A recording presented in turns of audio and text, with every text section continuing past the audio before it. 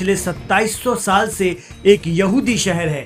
2000 साल पहले ही अपने शहर यरूशलेम को हमने पा लिया था।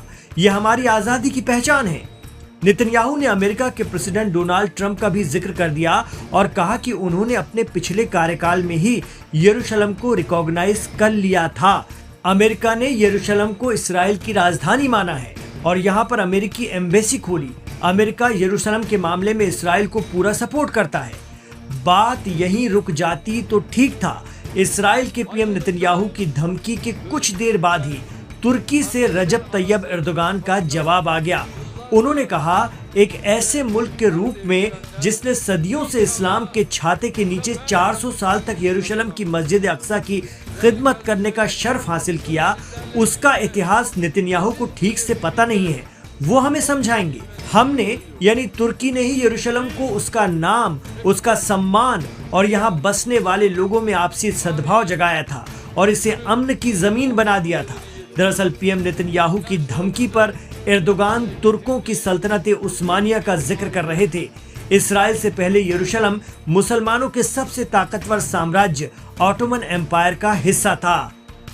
तो एर्दोगान ने डंके की चोट पर इस्राएल को कह दिया है कि हम 1967 की सरहदों को मानते हैं, जिसके मुताबिक ईस्ट यरूशलेम फिलिस्तीन की राजधानी बनेगा। जब तक ऐसा नहीं हो जाता, हम कसम खाते हैं कि इस्राएल के खिलाफ अपनी जद्दोजहद जारी रखेंगे। यरूशलेम को लेकर शुरू हुई ये लड़ाई अब बढ़ती ही जा रही है।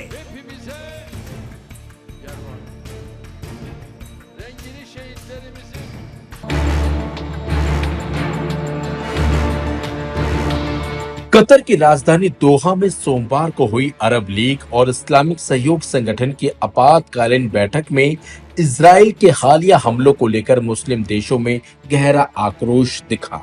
बैठक में लगभग 60 देशों के प्रतिनिधि शामिल हुए, जिनमें सऊदी क्राउन प्रिंस मोहम्मद बिन सलमान, ईरान के राष्ट्रपति मसूद पेजेश्कियान, तुर्की के राष्ट्रपति रेसिप तैयब एर्दोगान और फिलिस्तीनी राष्ट्रपति महमूद अब्बास जैसे शीर्ष नेता शामिल थे। यह बैठक 9 सितंबर को इजराइल द्वारा दोहा में हमास नेताओं को निशाना बनाकर किए गए हवाई हमलों के बाद बुलाई गई थी।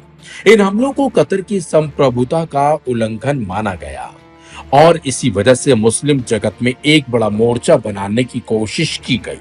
इस बैठक के संयुक्त बयान में सभी सदस्य देशों से इजराइल के खिलाफ कड़े और प्रभावी कदम उठाने की अपील की गई। बयान में कहा गया कि इजराइल को फिलिस्तीनी लोगों के खिलाफ कार्रवाई करने से रोकने के लिए हर संभव कानूनी और प्रभावी कदम उठाए जाने चाहिए।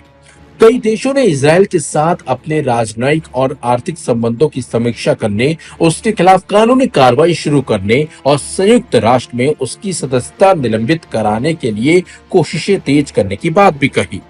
बैठक में शामिल विभिन्न देशों के नेताओं ने इजराइल की नीतियों की कड़ी निंदा की है।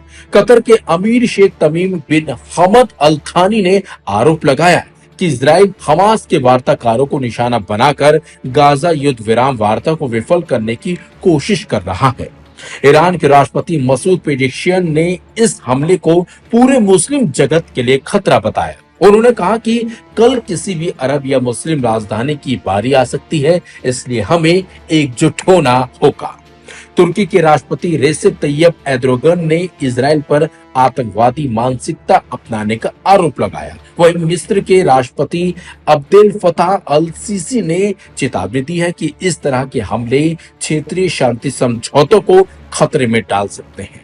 बैठक में उन देशों के प्रतिनिधि भी मौजूद थे जिन्होंने इजराइल को मान्यता दी हुई है, जैसे मिस्र, जॉर्डन, संयुक्त अरब अमीरात, बहरीन और मोरक्को। हालांकि यूएई, बहरीन और मोरक्को, जिन्होंने 5 साल पहले अब्राहम समझौते पर दस्तखत किए थे, कि शीर्ष नेता इस शिखर सम्मेलन में शामिल नहीं हुए। उन्होंने अपने वरिष्ठ प्रतिनिधियों को भेजा था।